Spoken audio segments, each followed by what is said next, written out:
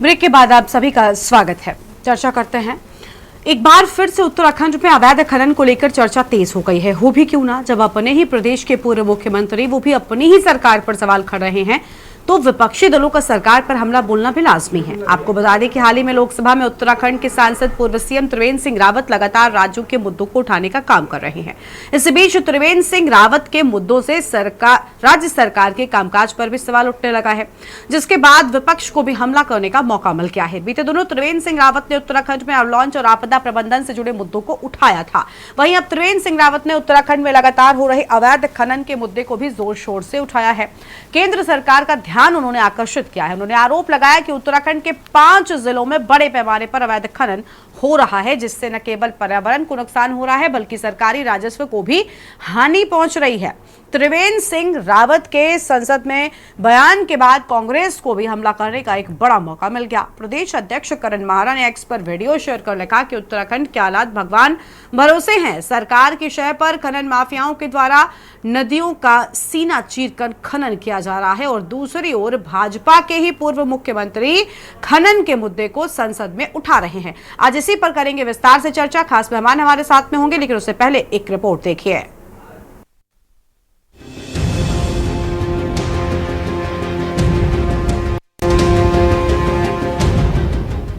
प्रदेश में हो रहे अवैध खनन से माफिया सक्रिय हैं। रात दिन खनन व ओवरलोडिंग से हादसे भी देखने को मिल रहे हैं। ताजा मामला हरिद्वार लोकसभा के लच्छीवाला का है, जहां खनन के डंपर की लापरवाही से टोल प्लाजा पर 2 शख्स की जान चली गई। वहीं सांसद के इन आरोपों पर उत्तराखंड के खनन सचिव ब्रजेश कुमार संत ने जवाब देते हुए इसे सिरे से खारिज कर दिया। संत ने कहा कि उत्तराखंड में पहली बार खनन से रिकॉर्ड राजस्व प्राप्त हुआ है, जो तय लक्ष्य से ज्यादा है। उन्होंने कहा कि राज्य गठन के बाद से साल 2002 से 2025 तक राज्य को खनन से कभी भी 200 करोड़ रुपए का राजस्व प्राप्त नहीं हुआ, लेकिन अवैध खनन पर अंकुश लगाकर राज्य ने वित्तीय वर्ष 2023-24 में ये लक्ष्य हासिल कर लिया है। उन्होंने ये भी दावा किया कि अवैध खनन रोकने के लिए बनाई गई टास्क फोर्स बेहतर तरीके से काम कर रही है। अगर सरकार के खनन सचिव सही हैं, तो पूर्व मुख्यमंत्री व लोकसभा सांसद त्रिवेंद्र सिंह रावत लोकसभा में अपनी ही सरकार पर क्यों आरोप लगाते नजर आ रहे हैं। संचालित खनन ट्रकों से संबंधित है। यह मुद्दा न केवल कानून और पर्यावरण सुरक्षा के लिए खतरा बनता जा रहा है, बल्कि आम जनता की सुरक्षा को भी गंभीर रूप से प्रभावित कर रहा है। यह देखा गया है कि राज्य सरकार और प्रशासन के स्पष्ट निर्देशों के बावजूद खनन माफिया द्वारा रात के समय ट्रकों का अवैध संचालन धड़ल्ले से किया जा रहा है। इन ट्रकों में भारी मात्रा में ओवरलोडिंग की जाती है और बिना किसी वैध अनुमति के खनिजों का परिवहन किया जाता है। इन अवैध गतिविधियों के कारण राज्य में सड़कों, पुलों और अन्य बुनियादी ढांचे को भारी क्षति हो रही है, जिससे आम नागरिकों के लिए आवागमन कठिन हो गया है। सबसे अधिक चिंताजनक बात यह है कि इन ट्रकों के लापरवाह और तेज गति से संचालन के कारण सड़क दुर्घटनाओं में लगातार वृद्धि हो रही है। कई निर्दोष लोगों की जान जा चुकी है और कई घायल हुए हैं। ये बात कहना कि अवैध खनन राज्य में बढ़ रहा है, ये बात पूर्णतः निराधार, असत्य, भ्रामक है, मेरा ये मानना है। और इसका सबसे बड़ा प्रमाण ये है कि जो खनन राजस्व है उसमें बहुत तीव्रता से वित्तीय वर्ष 2023-24 में जो अब समाप्ति की ओर है, उसमें बहुत तीव्रता से वृद्धि हुई है। वो आज तक, जब तक इस उत्तराखंड प्रदेश का गठन हुआ है, इस राज्य के गठन 2002 के उपरांत 2025 तक, अब हम 2000 राजस्व कभी भी राजस्व खनन से प्राप्त नहीं हुआ है। यह राजस्व पिछले वर्ष की तुलना में लगभग 2.25 गुना है। यह राजस्व आज तक फाइनेंस ने जब भी टारगेट दिया है, उस राजस्व को ये प्रथम बार है कि हमने न केवल पूरा किया है, और इसके पीछे इसके जो हम लोगों ने इसके लिए जो मॉडस ऑपरेंडी अपनाया है वो ये है कि एक तो हमने नियमों का सरलीकरण किया सबसे पहले, और दंडात्मक कार्रवाई बढ़ा दी। नियमों का सरलीकरण करने के साथ साथ दंड बढ़ा दिए। त्रिवेंद्र रावत के संसद में बयान के बाद कांग्रेस को भी हमला करने का मौका मिल गया है। कांग्रेस में इस पूरे प्रकरण को देखते हुए सरकार पर कई सवाल खड़े करते हुए प्रेस वार्ता कर हमला बोला। अवैध खनन पर सरकार से 2017 से अब तक 8 सालों का हिसाब मांगा, कितनी कार्रवाई की गई, साथ ही प्रदेश में कितना खनन हुआ। वहीं विपक्षी दलों को सरकार को घेरने का मौका मिल गया है। भाजपा अब अपने ही नेता त्रिवेंद्र सिंह रावत के बयान पर सफाई देते नजर आ रही है। देखिए, लोकसभा में इस प्रदेश के पूर्व मुख्यमंत्री जो हरिद्वार के माननीय सांसद हैं श्री त्रिवेंद्र सिंह रावत जी, उन्होंने लगातार दूसरी बार अपनी ही पार्टी की सरकार को कटघरे में खड़ा करके ये आरोप खुलेआम लगाया है कि उत्तराखंड में अवैध खनन हो रहा है। उन्होंने ये आरोप लगाया है कि राज्य में सरकार के संरक्षण में अवैध खनन हो रहा है। अपनी सरकार के बारे में उन्होंने दूसरी बार लगातार कहा है कि अवैध खनन करने वाले लोगों की हत्या कर रहे हैं। अवैध जो डंपर चल रहे हैं, ट्रैक्टर ट्रॉली चल रही हैं, वो लोगों को कुचलने का काम कर रही हैं। ये हम नहीं कह रहे हैं, प्रदेश के पूर्व मुख्यमंत्री जो भाजपा के माननीय सांसद हैं वो कह रहे हैं। कांग्रेस के सारे आरोपों पर उन्होंने मोहर लगाई है। पहली बात तो आपका जो ये प्रश्न है बहुत ही अच्छा है। दूसरी बात हम आपको बता दें कि ये त्रिवेंद्र रावत जी जो हैं वो कोई बाहर के नहीं हैं, वो बीजेपी के ही सांसद हैं और यहाँ पर बीजेपी की सरकार है। और जो उन्होंने जो खनन मामले में जो उन्होंने वहाँ पर अपने तीखे बयान और सही बयान दिए हैं, बहुत देर कर दी उन्होंने बोलने में।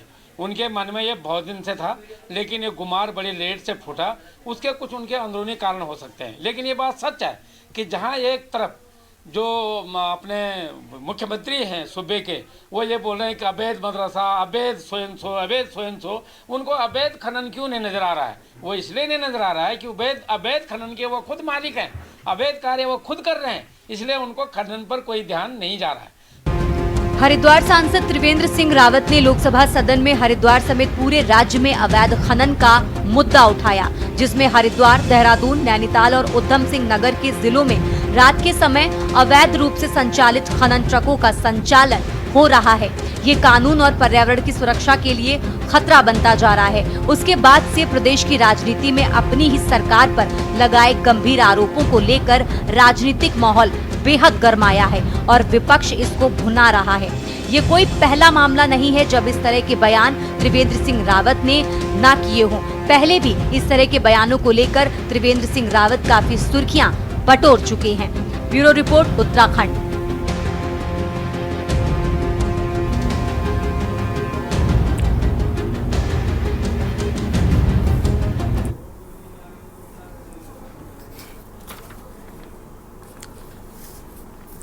देवभूमि के दंगल में आज उसी मुद्दे पर करेंगे विस्तार से चर्चा। खास मेहमान हमारे साथ में हैं संजीव वर्मा जी, हमारे साथ में हैं प्रदेश प्रवक्ता भारतीय जनता पार्टी की ओर से, तेलुराम प्रधान जी हैं प्रदेश महासचिव कांग्रेस पार्टी की ओर से, दीपक रावत जी हैं केंद्रीय प्रवक्ता उत्तराखंड क्रांति दल की ओर से, और शिव प्रसाद सेमवाल जी हैं अध्यक्ष राष्ट्रीय रीजनल पार्टी की ओर से, उदित घड़ियाल जी हैं समाज सेवी हैं, और रत्नमणि डोभाल जी हमारे साथ में हैं राजनीतिक विश्लेषक हैं। बहुत स्वागत आप सभी मेहमानों का। चर्चा की शुरुआत करेंगे। सबसे पहले संजीव वर्मा जी का रुख कर लेते हैं। संजीव जी, स्थितियां बिकट हैं क्योंकि अब आपकी पार्टी के नेता, और नेता भी कोई छोटे मोटे नेता नहीं, आप ही के पार्टी के पूर्व मुख्यमंत्री साहब जब सवाल उठाएंगे तो भला कैसे विपक्ष नहीं उठाएगा, और उठाना भी चाहिए।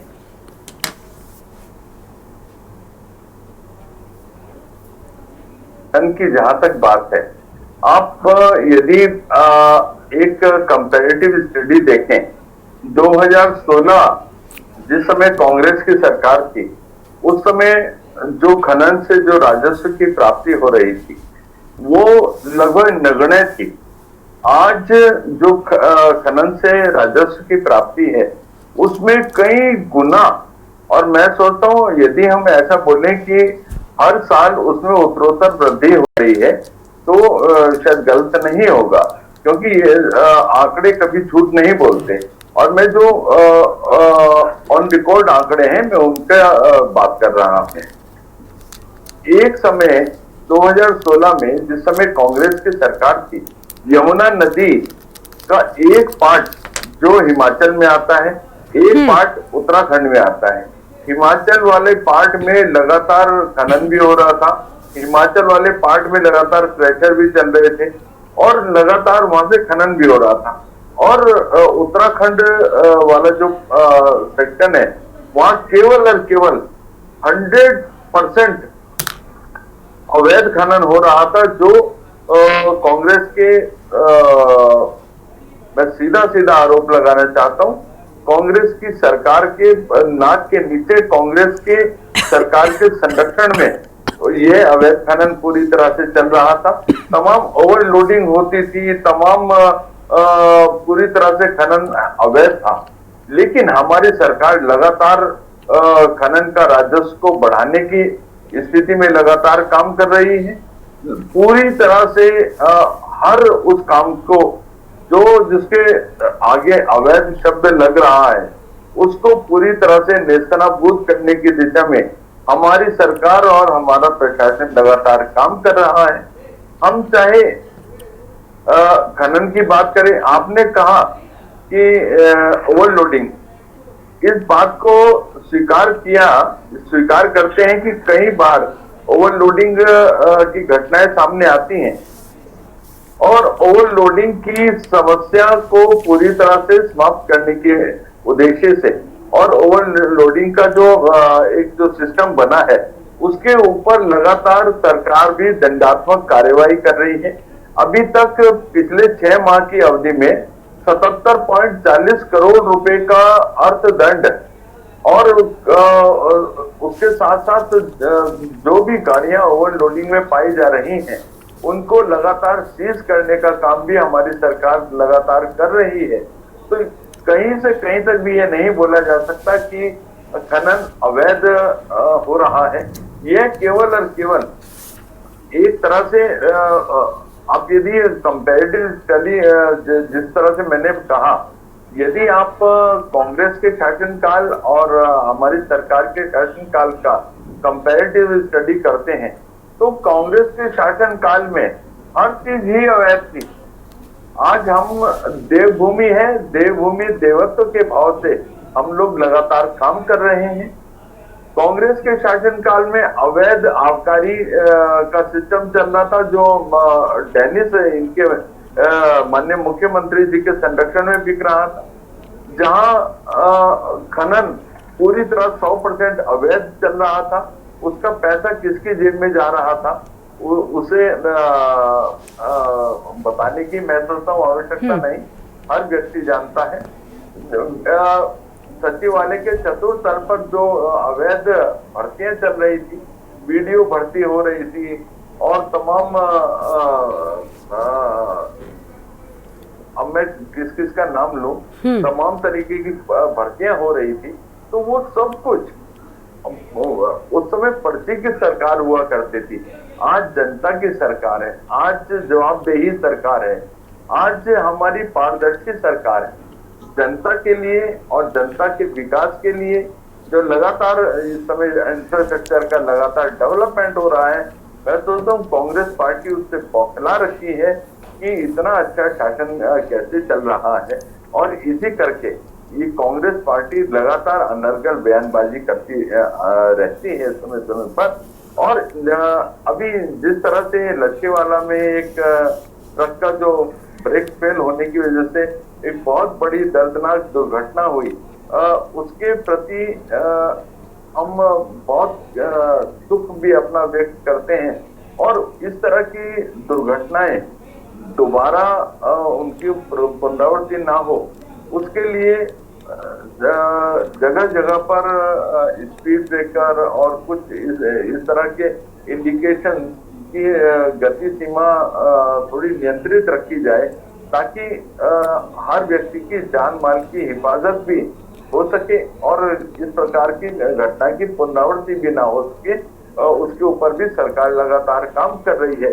अवैध की मैंने बात करा तो अवैध कुछ भी उत्तराखंड में चलने वाला नहीं, चाहे अवैध खनन की बात करें, चाहे अवैध मदरसों की बात करें, चाहे अवैध अतिक्रमण की बात करें, कुछ भी अवैध चलने वाला नहीं। और जो भी अवैध होगा उस पर कड़ी से कड़ी, कठोर से कठोर कार्यवाही करने के लिए सरकार पूरी तरह से कृतसंकल्प है। ऐसे किसी भी व्यक्ति को, चाहे कोई छोटा हो कोई बड़ा हो, किसी भी स्तर पर कोई भी बख्शा नहीं जाएगा। इस बात की मैं सरकार की ओर से भी पूरा अपना पक्ष रखना चाहता हूँ। किसी भी प्रकार का कुछ भी अवैध बिल्कुल कतई चलने वाला नहीं। ठीक है सर, लौटेंगे आपके पास में। हमारे साथ में और मेहमान हैं रत्नमणि ढोभाल जी, हमारे साथ में हैं, सोशल एक्टिविस्ट साहब हमारे साथ में हैं। उदित घड़ियाल जी और दीपक रावत जी हैं। पहले दीपक रावत जी का रुख कर लेते हैं। दीपक जी, सारी बातों पर संजीव जी ने जवाब दिया, लेकिन उनकी ही पार्टी के बड़े नेता उन पर सवाल उठा रहे हैं। इसको लेकर मुझे लगता है वो बचते हुए नजर आए। थोड़ी विकट स्थिति है, बोले भी तो क्या, लेकिन अवैध खनन पर आवाज उठाना कितना ठीक है? क्योंकि लगातार ऐसी तस्वीरें सामने आ रही हैं और अब तो खुद उनकी ही पार्टी के लोग कह रहे हैं। गरिमा जी, अगर ये आरोप विपक्ष के किसी नेता ने लगाए होते या विपक्ष की किसी पार्टी ने लगाए होते तो भारतीय जनता पार्टी के प्रवक्ता का जो तर्क था कि हम अवैध खनन नहीं होने देंगे, अवैध मदरसे नहीं करेंगे, जो उन्होंने जितना अवैध शब्द का इस्तेमाल करना था ये किया। लेकिन उनकी जानकारी में बता दूं कि उनके पार्टी के हरिद्वार के माननीय पूर्व मुख्यमंत्री और वर्तमान सांसद त्रिवेंद्र सिंह रावत जी ने आरोप लगाया है कि प्रदेश में अवैध खनन का कार्य चल रहा है, धड़ल्ले से चल रहा है और सरकारी संरक्षण के अंतर्गत चल रहा है। अब या तो ये बताएं कि त्रिवेंद्र सिंह रावत जी ने संसद में झूठ बोला या भारतीय जनता पार्टी के प्रवक्ता की बात को हम सच मान लें जो यहाँ पर जनता को बरगला रहे, या फिर खनन विभाग में जो ब्रजेश संत जी हैं उनकी बात को सच मान लें। तो अगर विपक्ष ये कह रहा है कि ये झूठों की सरकार है, ये आंखों में धूल झोंकने की सरकार है, ये जुमलों की सरकार है, तो गरिमा जी क्या गलत कहा जा रहा है? आप देखिए, क्या कोई व्यक्ति, कोई सांसद, माननीय सांसद, एक जिम्मेदारी पद पूर्व में मुख्यमंत्री रहे हो, क्या संसद के अंदर झूठ बोलेंगे? और यहाँ पर भारतीय जनता पार्टी के जो नेता है या भारतीय जनता पार्टी के प्रवक्ता है ये सच कह रहे हैं? ये क्या कहना चाह रहे हैं कि मुख्यमंत्री, जो पूर्व मुख्यमंत्री जी हैं, उन्होंने संसद में झूठ बोला? करिए उन पर कार्रवाई, झूठ बोलने पे करिए उन पर कार्रवाई, सरकार को बदनाम करने के ऊपर करिए उन पर कार्रवाई, प्रदेश को बदनाम करने के ऊपर। किसने रोका आपको? यदि यही बात अगर किसी प्रदेश की विपक्ष के किसी नेता ने कही होती तो अब तक ये उसके खिलाफ केस कर चुके होते। ये हालत है भारतीय जनता पार्टी के इस प्रदेश में कि अगर कोई सही बात करता है तो सही बात की अगर डिमांड करता है तो उसको केसों में फंसा दिया जाता है। अभी हाल ही में हमारे युवा अध्यक्ष पर केस कर दिया गया। क्या कारण था कि जो बेचारे पहाड़ी लोग थे उनकी सैलरी उसने वापस करवाई, तो पुलिस की मध्यस्थता में करवाई। और गजब देखिए गरिमा जी कि पुलिस की मध्यस्थता में दोनों पक्षों के बीच में समझौतानामा हुआ, सैलरी दे दी गई और थोड़े दिनों बाद प्रशासनिक दबाव पड़ा सरकार का तो एक्सटॉर्शन का केस डाल दिया और जेल में डाल दिया लगा के। तो ये प्रदेश सरकार किस प्रकार का कार्य इस प्रदेश में कर रही है, इसकी स्थिति देखिए आप। मतलब आपको सच भी नहीं सुनाई दे रहा। ये अंधी गूंगी बहरी सरकार पिछले 3 साल का, अभी हाल ही में इन्होंने ढिंढोरा पीटा, उसकी तो पोल खोल दी। अभी 3 दिन अभी इनके कार्यक्रम हुए, 3 साल धामी जी के बड़े वैभवशाली 3 साल, उसकी पोल खोल के ना स्वयं पूर्व मुख्यमंत्री जी ने संसद में पूरे भारतवर्ष के सामने खोल के रख दी कि जो तस्वीर इस प्रदेश की भारतीय जनता पार्टी के नेताओं द्वारा और भाजपा द्वारा दिखाई जा रही है, असल में इस प्रदेश की तस्वीर ऐसी नहीं है। यहाँ पर जनता त्रस्त हो गई है और खास तौर में विपक्ष को जिस तरीके से टारगेट किया जा रहा है, पिन पॉइंट टारगेट किया जा रहा है उनके नेताओं को, तो उससे लग रहा है कि भारतीय जनता पार्टी घबरा चुकी है। यदि इन्होंने इतने ही अच्छे काम किए होते तो नेताओं के ऊपर भारतीय जनता पार्टी को फर्जी मुकदमे करने की आवश्यकता नहीं होती, सैलरी दिलाने के नाम पे एक्सटॉर्शन का केस बनाने की जरूरत नहीं होती। लेकिन यदि ये ऐसा कार्य कर रहे हैं तो निश्चित रूप से अगर त्रिवेंद्र सिंह रावत जी ने जो बात सदन के अंदर कही है उसमें कहीं न कहीं बस सच है और इस सच को स्वीकार करना पड़ेगा कि यहाँ पर अवैध खनन का कार्य किया जा रहा है और सरकारी संरक्षण के अंतर्गत किया जा रहा है। ठीक है सर, लौटेंगे आपके पास में। हमारे साथ में और मेहमान हैं, तनमणि ढोभाल जी का रुख कर लेते हैं। बहुत स्वागत सर आपका, राजनीतिक विश्लेषक। तनमणि जी, क्या कहना चाहेंगे अवैध खनन पर? देखिए, ये मुद्दा लगातार विपक्ष तो उठाता रहा है, लेकिन विपक्ष के साथ साथ सत्ता पक्ष के बड़े नेता जब ये आवाज उठा रहे हैं और वो भी संसद में, तब नहीं लगता कि सरकार के पास कोई जवाब होना ही नहीं चाहिए? मुझे लगता है और थोड़ा काम करना चाहिए ताकि ऐसी चीजें ना हो। अरे विपक्ष को तो डिफेंड कर लेंगे, लेकिन अपनी पार्टी के नेताओं से किस तरीके से आप बचेंगे? देखिए गरिमा जी, मैं तो त्रिवेंद्र रावत जी को बधाई देना चाह रहा हूं कि उन्होंने इतनी हिम्मत की अपनी पार्टी के सरकार में जो कुछ चल रहा है उसको संसद में उठाने का काम किया है, और एक बार नहीं दूसरी बार किया है उन्होंने। इसे एक बार पहले भी किया था और दूसरी बार उन्होंने इस तरह संसद में उसको उठाया। और ये खाली उठाया ही नहीं, कोई ऐसा नहीं है कि किसी ने कहा वो चल दिया। वो त्रिवेंद्र रावत बहुत गंभीर आदमी है अपने आप में। वो मुख्यमंत्री रहते हुए भी हम लोग देखते रहे हैं, यहाँ भी। अब उन्होंने कोई बात उठाया तो उसके मतलब है, और उसका मतलब है तो उसको सरकार को देखना है। लेकिन अगर सरकार के ही लोग उसमें शामिल हों, वो अपने हित उसमें साध रहे हों, तो तब इस तरीके से जो मुख्यमंत्री को जो बात कहनी चाहिए थी, वो मुख्यमंत्री कहने के बजाय एक अधिकारी से उन्होंने कहला है कि नहीं ये सब हो रहा है। तो मैं ये समझता हूं कि ये ठीक नहीं है, और ये कुछ न कुछ भारतीय जनता पार्टी के अंदर जो कुछ पक रहा है उसका भी संकेत करता है कि ये किस तरीके की राजनीति यहाँ पर वो चल रही है। और ऐसे समय में चल रही है कि जब मुख्यमंत्री बिहार दिवस भी मना रहे हैं, अपना सेवा दिवस 3 साल का महिमा मंडन भी कर रहे हैं, तमाम ब्रांडिंग हो रही है, सब कर रहे हैं, करोड़ों रुपया उस पर भी बहाया जा रहा है, और इधर हो रहा है। ये मतलब नदियों में हम लोग जब घूमते हैं कि ये खाली गंगा नदी है, इधर बुग्गा वाला में है। उससे पहले जो सांसद थे हमारे रमेश पोखरियाल निशंक, वो खुद कहते थे कि बुग्गा वाला तमाम क्षेत्र में खनन को इस तरह से किया जा रहा है। बहुत भयंकर स्थिति थी। और अभी भी 24 घंटे और बड़ी बड़ी मशीनों से उस गंगा को बिल्कुल वो खनन जारी है, और उस पर उसको स्वीकार करना पड़ेगा। जब आपकी अपनी पार्टी के बड़े नेता लगा रहे हैं आरोप, तो स्वीकार करना ही पड़ेगा। रतन मणि जी लौटेंगे आपके साथ में, माफी के साथ आपको यहाँ पर रोक रहे हैं, एक छोटे से ब्रेक के लिए रुकते हैं, फौरन लौटेंगे। आप देख रहे हैं के न्यूज, खबरों का सारथी। ब्रेक के बाद देवभूमि के दंगल में आप सभी का स्वागत है। रतन मणि जी के पास एक बार फिर से चलते हैं। रतन मणि जी, आप अपनी बात को पूरा कर सकते हैं सर, आपकी बात अधूरी रह गई थी, उसके बाद आएंगे हम और मेहमानों के पास पे। देखिए गरिमा जी, मैं ये कह रहा था, अब जो भाजपा के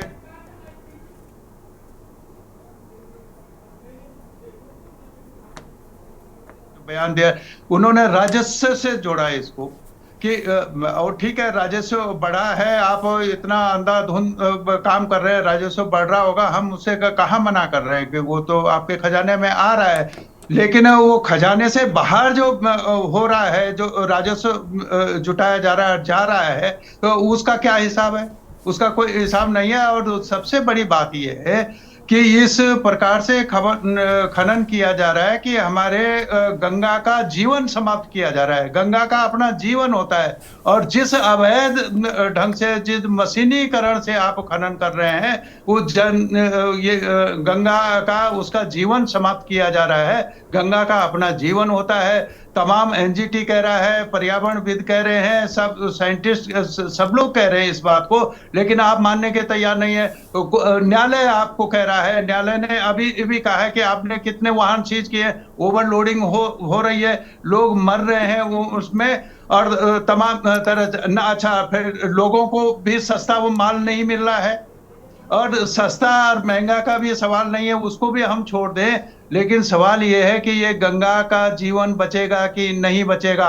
अगर गंगा का जीवन नहीं बचेगा तो ये बहुत बड़े देश की हानि होगी। आप अपना राजस्व को 200 से आप 400 भी बना देंगे तो उससे क्या मतलब है? आप शराब बेच के राजस्व बढ़ा रहे हैं, उसकी भी तारीफ कर रहे हैं। आप अवैध खनन कर रहे हैं, हम राजस्व बढ़ा रहे हैं। ये क्या, ये कोई तर्क है? आप बताइए ना कि गैर साइंटिफिक ढंग से आप काम कर रहे हैं। खनन होना चाहिए तो साइंटिफिक ढंग से करेंगे। आप वहां 20-20 फुट गंगा को और उसको उसकी छाती को 20-20 मीटर तक खोद रहे हैं, बड़ी बड़ी मशीनों को ले जाया गया, और ये मशीनों के लिए तो मना किया गया है। एनजीटी ने भी कहा है, सुप्रीम कोर्ट ने भी कहा है, हाई कोर्ट भी कह रहा है कि आप कीजिए, खनन कीजिए, लेकिन इस ढंग से मत कीजिए कि एक गंगा जो है उसका जीवन ही समाप्त हो जाए। और ये उस काम को कर रहे हैं और हमको राजस्व बता रहे हैं कि इतना रिकॉर्ड राजस्व हमने कर दिया। और कांग्रेस के जमाने में चोरी हो रही थी, आप हर चीज आप कांग्रेस के जमाने में ले जाए। अगर कांग्रेस के जमाने में गलत हो रहा था तो कांग्रेस को हटा दिया लोगों ने, आपको ले आए। तो आप भी वही काम कर रहे हैं, ऐसा नहीं करो। पूरे हमारे घाट गदरे, ये खाली इसी गंगा का सवाल नहीं है, पूरे पर्वतीय क्षेत्रों में, चाहे वो गंगा है, यमुना है, घाट है, गदरे हैं, फॉरेस्ट है, फॉरेस्ट के जंगलों को आपने खुदवा डाला है उसमें। उसके जो वहाँ पेड़ के पेड़ नष्ट हो रहे हैं। ये सवाल नहीं है जो फॉरेस्ट के नदी नाले हैं उनमें भी खनन हो रहा है। तो ये कहीं ना कहीं इस पर अंकुश लगना चाहिए। और ये बड़ी जो कंपनियां आप ले आए हैं, पहले छोटे लोग वो ठेका नहीं ले सकते हैं। और मजे की बात यह है कि आप पूरे गुजरात को उत्तराखंड में ले आए हैं उसका दोहन कराने के लिए। आप वो खनन के वो जांच भी कराते हैं तो वो जांच करने वाली कंपनी भी वो गुजरात से ले आए हैं, खनन करने वालों को भी गुजरात से ले आए हैं। आप जमीन बेचने के लिए भी गुजरातियों को ले आए हैं। ये कहाँ ये प्रदेश को आप ले जा रहे हैं? ये स्थिति है। ये इसलिए मैं कह रहा हूं कि अगर त्रिवेंद्र रावत जो भारतीय जनता पार्टी के नेता हैं, पूर्व मुख्यमंत्री हैं, राज्य को जानते हैं और सांसद हैं, उन्होंने कोई बात कही है तो उसको गंभीरता से लिया जाना चाहिए। अगर उन्होंने ये रिस्क लिया है, उनके खिलाफ भी कार्रवाई हो सकती है। अगर वो गलत कर रहे हैं तो पार्टी उनके खिलाफ भी एक्शन ले सकती है। इसके बावजूद उन्होंने उठाया तो उसका मतलब है कुछ, और उसको इस तरीके से हवा में उड़ा दें कि हमारे राजस्व इतना कमा लिया, तो आप सब कुछ बेच दो तो राजस्व आ ही जाएगा आपके पास। कौन मना कर रहा है? थोड़ा गंभीरता से होना चाहिए। खनन का मामला ये जीवन का मामला है, एक गंगा का जीवन आप नष्ट कर रहे हैं। ठीक है सर, लौटेंगे आपके पास में। हमारे साथ में समाज सेवी उदित जी भी लगातार बने हुए हैं। उदित जी, आपको आवाज मिल रही है हमारी? जी उदित जी, क्या कहना चाहेंगे सर? खनन लगातार प्रदेश में नदियों को बर्बाद कर रहा है। विपक्ष तो आवाज उठा ही रहा था, सत्ता पक्ष भी आवाज उठा रहा है, लेकिन सत्ता पक्ष के नेता प्रवक्ता अभी भी उसे स्वीकारने को तैयार नहीं है। कहते हैं ना कि हद होती है, जब आप ही की पार्टी के बड़े नेता आवाज उठाने लग जाएं तब तो कम से कम स्वीकार कर लेना चाहिए था और उस पर काम करना चाहिए, कोई बड़ी बात नहीं है। लेकिन नहीं, राजनीति में स्वीकार नहीं किया जाता। जी गरिमा जी, देखिए, ये जो राजस्व की बात है वो अच्छी बात है। प्रदेश की आमदनी होनी चाहिए, 200 करोड़ 250 करोड़ जो भी आ रहा है, जो लक्ष्य है, लक्ष्य 2 गुना समझिए कर रहे हैं, बहुत अच्छी बात है। लेकिन एक बहुत महत्वपूर्ण चीज है, ये लक्ष्य किस कीमत पे आ रहा है। देखिए, त्रिवेंद्र रावत जी ने जो प्रश्न उठाया है संसद में, यहाँ कहीं विधानसभा में नहीं उठाया, वो संसद में उठाया, उसमें उन्होंने अवैध खनन जो भी कहा, लेकिन सबसे महत्वपूर्ण कहा कि लोगों की मृत्यु हो रही है उस एक्सीडेंट से। अब मैं आता हूं, अवैध खनन से कैसे आप इसे जोड़ेंगे, आप लोग खुद समझिए। सब लोग वरिष्ठ हैं, सबको ज्ञान है। अभी लच्छीवाला में जो एक्सीडेंट हुआ, उसमें जो ट्रक इन्वॉल्व था उसमें 2 जानें गई और 2 मासूम जान गई। मतलब वो तो अभी काली कर रहे थे, वो उनके परिवार है, सब कुछ है। उनकी गलती क्या थी? वो लाइन में खड़े थे, एक ट्रक आया, घसीटता ले गया, चिपका दिया। किसी ने इस पे, आरटीओ ने भी, शायद आरटीओ ने भी उसको दे दिया कि पेपर जांच हो गई, सब नहीं, किसी ने नहीं करा। केवल 2 पत्रकार थे, शायद एक नेटवर्क 18 और एक और कोई लोकल है, जिन्होंने उसकी रिपोर्टिंग करी। रिपोर्टिंग में क्या पाया? जो वो ट्रक था वो B6 था, 8 महीने पुराना, ब्रेक फेल हो ही नहीं सकते जब तक ओवरलोडेड नहीं रहा होगा। दूसरा, उसमें जो नंबर प्लेट लगी है, वो नंबर प्लेट हाई सिक्योरिटी नहीं है, नॉन स्मार्ट प्लेट है। कोई भी वाहन, 2 पहिया भी वाहन आप सड़क पर नहीं उतार सकते बिना हाई सिक्योरिटी प्लेट के। और वो जो ट्रक था उसका ऑलरेडी 3 बार चालान हो चुका है। एक बार हाई सिक्योरिटी प्लेट ना होने की वजह से 3000 रुपए का चालान हुआ है, जिसका उसने भुगतान नहीं किया। तो मैं किसको मानूं? कि क्या एआरटीओ आरटीओ के कर्मचारी मिले हुए हैं, इस मौत का तांडव में वो शामिल हैं? क्या वो ट्रक ओनर जिस पर क्या उस पे 302 नहीं लगनी चाहिए कि वो लेके आया, उसने 2 मासूमों को मार दिया? ऐसा एक नहीं, आप तमाम पहाड़ में जाएंगे, तमाम जगह जाएंगे, खनन के जितने ट्रक चल रहे हैं हमारे पास एविडेंस हैं, पत्रकारों के पास एविडेंस है, आप लोगों के पास एविडेंस है, उनमें किसी में हाई सिक्योरिटी प्लेट नहीं लगी है। अगर हाई सिक्योरिटी प्लेट नहीं लगी है तो आप उस ट्रक को ट्रैक नहीं कर सकते कि वो कहां गया, कहां चालान कटा, क्या हुआ। तो मैं क्या मानूं कि ये ट्रक कहां किस रूप में जुड़े हुए हैं। राजस्व बनना ठीक है, लेकिन क्या ये अधिकारी, इनके ऊपर नहीं लगनी चाहिए 302? ये आरटीओ जो क्लियरेंस दे रहे हैं, ये जो, अगर आप राजपुर रोड में सुबह चलिए 6-6:30 बजे, आइए ऊपर डाइवर्जन से लेके नीचे तक खनन के ट्रक 70 की स्पीड पे जा रहे होते। मैंने खुद रिकॉर्ड करे हुए हैं, मैंने खुद रिकॉर्ड करके भेजा है। सुबह सुबह ट्रक आप देखिए किस स्पीड से जा रहे होते हैं, ये कैसे चल पा रहे हैं। और सबसे बड़ी बात है, बिना हाई सिक्योरिटी नंबर प्लेट के ये ट्रक चल कैसे रहे हैं, और ये 1 या 2 नहीं चल रहे। तो जो त्रिवेंद्र जी की चिंता है वो बिल्कुल जेन्युइन चिंता है। मेरा मुख्यमंत्री जी से एक अनुरोध है, देखिए इसमें मैं अधिकारियों को कुछ नहीं कह सकते क्योंकि ये तो लूट में लगे हुए हैं, लेकिन माननीय मुख्यमंत्री जी को इसमें तत्काल कड़े निर्देश पालन करने चाहिए, अन्यथा ये बहुत बुरी स्थिति आएगी भविष्य में। ठीक है, लौटेंगे आपके पास में। हमारे साथ में प्रदेश महासचिव कांग्रेस पार्टी के तेलूराम प्रधान साहब जुड़ चुके हैं। बहुत स्वागत सर आपका। क्या कहना चाहेंगे प्रधान जी, क्योंकि जिस तरीके से धामी सरकार पर त्रिवेंद्र सिंह रावत ने ही सवाल दाग दिए हैं, तो विपक्षियों को अब सरकार क्या कहे? खनन की स्थिति कैसी है प्रदेश में? देखिए, जहां पर अगर धुआं उठा है तो आग तो जरूर लग रही होगी कहीं ना कहीं। जो माननीय सांसद हरिद्वार त्रिवेंद्र सिंह रावत जी ने संसद में आवाज उठाई है, उसमें निश्चित रूप से सच्चाई रही होगी। और ये देखने को भी मिल रहा है आपके चैनल के माध्यम से भी, जिस प्रकार इस मुद्दे को उठाया जा रहा है, ये चिंता का विषय है कि उत्तराखंड वासियों का जो दोहन किया जा रहा है, जो बाहर के लोग लूटने का काम उत्तराखंड को कर रहे हैं, चाहे वो खनन के माध्यम से या अन्य कंपनियों के माध्यम से, उत्तराखंड में ये जो इस तरह का जो पैर पसारा जा रहा है, बात की जा रही है कि उत्तराखंड का विकास होगा, लेकिन ये उत्तराखंड को इस तरीके से भाजपा सरकार विनाश की ओर ले जा रही है। और खनन वैज्ञानिक तरीके से होना चाहिए, इसमें कोई दो राय नहीं है, लेकिन ये लोग कंपनियों के माध्यम से जिस प्रकार आग बंद करके बैठे हैं और कंपनियां बंदरबाट कर रही हैं, उत्तराखंड का दोहन कर रही है, उत्तराखंड के धन का दुरुपयोग हो रहा है, उत्तराखंड वासियों को इसका लाभ ही नहीं मिल पा रहा है। और अवैध खनन के माध्यम से जिस प्रकार ये लूट मचाई कर रही है सरकार, ये बिल्कुल गलत है, इस पे कार्रवाई होनी चाहिए। अगर सांसद महोदय जी ने ये आवाज संसद में उठाई है तो इसमें देश के प्रधानमंत्री को भी कार्रवाई करनी चाहिए। ठीक है सर, लौटेंगे आपके पास में।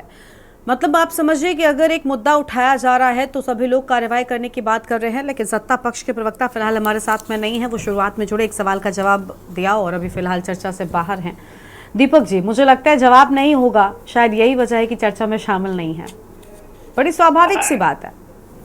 गरिमा जी देखिए, आपका बिल्कुल सही है कि जवाब उनके पास था ही नहीं, क्योंकि सवाल जो है वो विपक्ष के किसी नेता या वही तो ना कि डिफेंस तब आप करेंगे जब विपक्षी उठा रहे हैं। हमारे पूर्व मुख्यमंत्री वर्तमान सांसद ने पूछा है। अब गरिमा जी, अब देखिए एक और मैं आपको एक घटना याद दिलाता हूं, उससे और स्थिति स्पष्ट हो जाएगी। 2024 के जो लोकसभा चुनाव थे, इसमें जिस दिन यहाँ चुनाव था, सबसे पहले प्रथम चरण में यहाँ चुनाव होने थे, और प्रथम चरण के जो 19 तारीख का चुनाव था, जहां तक मैं सही हूं, उससे मात्र 4 दिन पहले हमारे प्रदेश में घटना घटती है। और देखिए, और मुख्यमंत्री जी के विभाग है, ये विभाग उन्हीं के अंतर्गत आता है, खनन विभाग उन्हीं के पास है। उनके सचिव ने आरोप लगाया कि मेरा अपहरण कर लिया गया है और 50 करोड़ की फिरौती मांगी गई। गरिमा जी सोचिए, इस प्रदेश के खनन विभाग के सचिव पुलिस थाने में जाके रिपोर्ट लिखाते हैं कि मेरे ही विभाग के किसी एक सचिव ने मिलकर मेरे अपहरण की साजिश करी और मुझसे 50 करोड़ की फिरौती मांगी। अब ये बताइए कि इसमें हास्यास्पद बात क्या होगी, विभाग मुख्यमंत्री जी का, सचिव हमारे प्रदेश के, आरोपी वो अपने प्रदेश के सचिव पर लगा रहे थे और फिरौती की उन्होंने रिपोर्ट दर्ज कराई। ये है खनन विभाग का इस विषय। अब आप बताइए कि वो 50 करोड़ फिरौती के थे, रंगदारी के मांगे, या फिर एडवांस में जो पैसा ले लिया गया उसकी वापसी मांग रहे थे। ये अखबारों की सुर्खियां बना। 4 दिन बाद इलेक्शन था लोकसभा का और यहां सरकार उस मुद्दे से जूझ रही थी। ये स्थिति है गरिमा जी। तो आपको जानकारी भी इसलिए देना चाह रहा था आपके माध्यम से जनता को कि ये स्थिति जो खनन का मामला आ रहा है इस प्रदेश में, अवैध खनन का मामला, ये कोई नया नहीं है। लेकिन क्योंकि अब ये संसद के द्वारा पूरे प्रदेश, पूरे राज्य में, राज्य के अलावा पूरे देश में लोगों को इसकी जानकारी हो रही है कि इस प्रदेश में धामी सरकार सिर्फ अवैध खनन पे लगी हुई है, जिसको उजागर जो है, क्योंकि विपक्ष तो लगातार इस मुद्दे पे बोल रहा था, लेकिन विपक्ष की बात भारतीय जनता पार्टी अनसुना कर लेती है। लेकिन हाँ, आज ये बात पता चली, इस बात में सत्यता हो गई है कि पूर्व मुख्यमंत्री जी ने, त्रिवेंद्र सिंह रावत जी ने संसद में इस बात को उठाया है। तो जो मैंने आपको घटना बताई, ये घटना ही उससे लिंक्ड है कि सब कुछ सही नहीं है खनन विभाग में। और यही चीज लगातार आज विषय बना है चर्चा का। तो कारण यह है कि सब कुछ सही नहीं है, दाल में काला नहीं है, पूरी दाल ही काली है खनन विभाग की। ठीक है सर, लौटेंगे आपके पास में। रतन मणि जी हमारे साथ में, संजीव जी भी उनकी आवाज मिल रही है। संजीव जी क्या आप जुड़े हुए हैं हमारे साथ में? जी जी जी ठीक है, संजीव जी को भी स्क्रीन पर दिखाएं प्लीज। संजीव जी, आपने बाकी लोगों की बात सुनी, क्या कहना चाहेंगे सर? आपकी अपनी पार्टी के नेता, आपने पहले जवाब में कुछ भी इसका इंक्लूड नहीं किया। मैं चाहती हूं कि आप इस पर जवाब दें कि त्रिवेंद्र सिंह रावत ने जो कहा वो क्यों कहा भला? आपकी पार्टी के बड़े नेता हैं सर, हवा में तो बात नहीं कही गई ना। स्वीकार कर रहे हैं कि गलती हुई और उस पर सुधार किया जाएगा। गरिमा जी देखिए, जो भी वाहन ओवरलोडिंग में शामिल है या ओवरलोडिंग का अपराध कर रहे हैं, अरे संजीव जी ये बताइए कि ऐसे तमाम लोगों के ऊपर लगातार कार्रवाई हो रही है। लगातार संजीव जी पूर्व मुख्यमंत्री ने क्या बोला? हाँ संजीव जी आप सवाल से बच रहे हैं। संजीव जी स्वीकार कीजिए, या तो फिर सच बोलिए कि उन्होंने क्या, वो झूठ बोल रहे थे क्या संसद में? गरिमा जी जो प्रश्न पूछे उसका जवाब दीजिए ना। हाँ ठीक है, लेते हैं जवाब। दीपक जी लेते हैं। संजीव जी प्लीज पूर्व मुख्यमंत्री के उस बयान पर आप आइए। दीपक जी जो गरिमा जी ने पूछा, हाँ मैं गरिमा जी की बात में जवाब दे रहा हूँ। देखिए जो भी ठीक है दीपक जी, अब आप शांत रहेंगे तो वो बोलेंगे ना। आपके बोलने से जवाब दूंगा क्या? ठीक है दीपक जी शांत हो जाइए। दीपक जी आप शांत रहिए, मैं पूछ रही हूँ। दीपक जी मैंने पूछा ना, ठीक है। और संजीव जी प्लीज, मैं भी चाहती हूँ कि उस मुद्दे पर बोले, गोल जवाब नहीं। जो हादसे हुए वो हम अलग बात कर रहे हैं उस पर। अभी त्रिवेंद्र सिंह रावत के बयान पर आइए। गरिमा जी देखिए, जो भी वाहन यदि ओवरलोडिंग करके कोई दुर्घटना करता है तो ऐसे वाहनों के ऊपर कठोर से कठोर कार्रवाई होगी। इस प्रकार के वाहनों को सीज भी किया जा रहा है, उनसे बड़ी मात्रा में अर्थदंड भी लिया जा रहा है। और किसी भी प्रकार का, जैसे मैंने पहले भी कहा, किसी भी प्रकार का अवैध कोई भी क्रियाकलाप हो, कोई भी कार्यकलाप हो, उत्तराखंड में चलने नहीं दिया जाएगा। वो चाहे खनन की बात करें आप, चाहे आबकारी की बात करें, चाहे किसी भी तरह की बात करें, जो लगातार कांग्रेस के शासनकाल में हुआ करता था। और भारतीय जनता पार्टी इसके ऊपर पूरी तरह से मुस्तैदी के साथ हम लोग काम कर रहे हैं। हम अपनी स्टेट जीडीपी को बढ़ाने के लिए लगातार कृत संकल्प है, उस दिशा में लगातार काम कर रहे हैं। रोजगार स्वरोजगार बढ़ाने की दिशा में हम लोग लगातार काम कर रहे हैं। चाहे अवैध मदरसे की बात करें, चाहे हम किसी भी तरह की अवैध की बात करें, अवैध कुछ भी हम लोग करने वाले नहीं। और अभी आज ही जाकिर नाइक जिसने बोला, जिसने बोला, संजीव जी देखिए कोई मतलब नहीं है इन बातों का। संजीव जी कोई मतलब नहीं है इन बातों का। हमारी डिबेट इस मुद्दे पर है कि त्रिवेंद्र सिंह रावत ने जो सवाल दागे हैं धामी सरकार पर, उससे सरकार अपने ही सवालों में घिर गई और जवाब नहीं है आपके पास में। और अगर आप बचेंगे ना, आप अगर इस बात को स्वीकार कर लेते तो शायद आसान होता, लेकिन आप बच रहे हैं, जो अपने आप में कई सारे सवाल उठा रहा है। बात करिए। जिहाद वाजिब है। संजीव जी कोई मतलब नहीं है, प्लीज प्लीज आपने साफ तौर पर ये दिखाया कि आपके पास कोई जवाब नहीं है, ये गलत है। चलिए ठीक है, आपने खुद ही जवाब ना देकर आपने ये साबित किया कि खनन किस तरीके से चरम पर है, वो आपके अपने जवाब से साबित हो रहा है। ठीक है, कांग्रेस के प्रवक्ता के पास चलते। कांग्रेस के प्रवक्ता प्रधान जी हमारे साथ में। प्रधान जी क्या कहना चाहेंगे? सर कोई जवाब नहीं है। मेरा कहना है कि संजीव वर्मा जी मुद्दे से भटक रहे हैं। हाँ धामी सरकार पर उन्हीं के भाजपा के सांसद ये आरोप लगाते हैं कि अवैध खनन हो रहा है।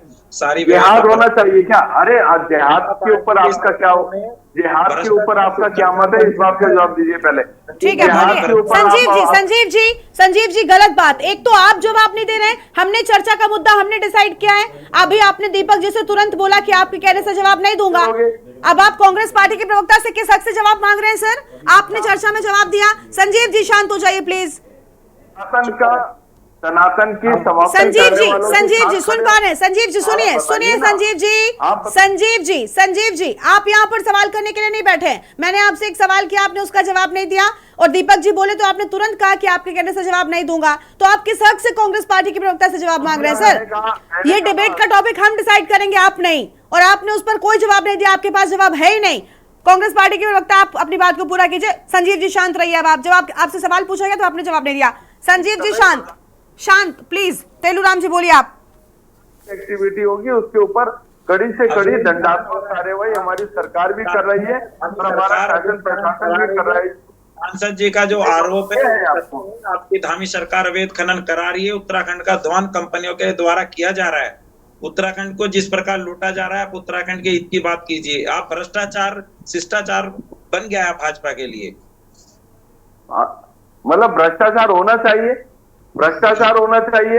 आपकी सरकार में जो भर्ती घोटाले होते थे, पटवारी भर्ती घोटाले होते थे, सर एक करके बोलिए। संजीव जी मैं कह रही हूँ ना, अब आप मत बोलिए। जब आपके पास में आई तब आपने नहीं बोला, अब नहीं बोलेंगे आप। प्रधान जी आप बोलिए प्लीज, अपनी बात को पूरा कीजिए। प्रधान जी आप अपनी बात को पूरा कीजिए। सर संजीव जी प्लीज शांत हो जाइए प्लीज। रुपए में जो ठेका दिया है वो उत्तराखंड को लूटने के लिए दिया है, और ये अवैध तरीके से जो कार्य किया जा रहा है ये धामी जी की सरकार में किया जा रहा है। और सांसद महोदय का संसद में जो उन्होंने अपनी बात रखी है वो सत्य है, और उस पर अमल होना चाहिए और उस पर एक्शन होना चाहिए, कार्रवाई होनी चाहिए। आप कार्रवाई की बात कीजिए, आप क्या कार्रवाई करेंगे? आप बताइए उत्तराखंड की जनता को कि अवैध खनन विपक्ष का एक नया जुमला हो गया है गुजरात। विपक्ष का नया जुमला हो गया है गुजरात। क्या गुजरात भारत से बाहर का है क्या? और गुजरात से आपको इतनी एलर्जी है? संजीव जी देखिए आप विपक्ष का जुमला गिना रहे हैं, आप विपक्ष की खामियां गिना रहे हैं, विपक्ष क्या बातें कर रहा है वो सब गिना रहे हैं, बशर्ते आप अपनी पार्टी के बड़े नेता क्या कह रहे हैं उस पर कुछ बोलने को तैयार नहीं है। ये बिल्कुल भी ये गलत बात आपको नहीं लगती? आपको ये चिंता है कि विपक्ष क्या कर रहा है, आपकी अपनी पार्टी के बड़े नेता आपको लेकर क्या कह रहे हैं उसकी चिंता नहीं है? मुझे लगता है पहले उस चिंता की जरूरत है, उसके बाद विपक्ष पर आप कोई सवाल पूछ सकते हैं। और विपक्ष को तो हक है आपसे सवाल पूछने का सर, लेकिन आपके पास जवाब नहीं है। विपक्ष के सवाल तो दूर, आपके अपने पार्टी के नेताओं का जवाब नहीं है। इस पर विचार कीजिए, शायद तभी स्थितियां ठीक होंगी। बाकी खनन की स्थिति कैसी है? आपकी पार्टी के नेताओं ने बिल्कुल साफ कर दिया, आपको भी कुछ कहने की जरूरत नहीं है। आप शुक्रिया सभी मेहमानों का हमारे साथ चर्चा में आने के लिए। उम्मीद है कि जल्द चीजें बेहतर होंगी। देवभूमि के दंगल में आज हम चर्चा कर रहे थे खनन को लेकर, जहां पर एक तरफ सत्ता पक्ष के अपने बड़े नेता सत्ता पक्ष को सवालों के घेरे में खड़े कर रहे हैं, तो वहीं दूसरी ओर सत्ता पक्ष के लोगों के पास अब उसको लेकर कोई जवाब नहीं है, बल्कि विपक्ष को उल्टा घेरते हुए नजर आ रहे हैं। देवभूमि के दंगल में इतना ही। आप देखते रहिए के न्यूज़ इंडिया। नमस्कार।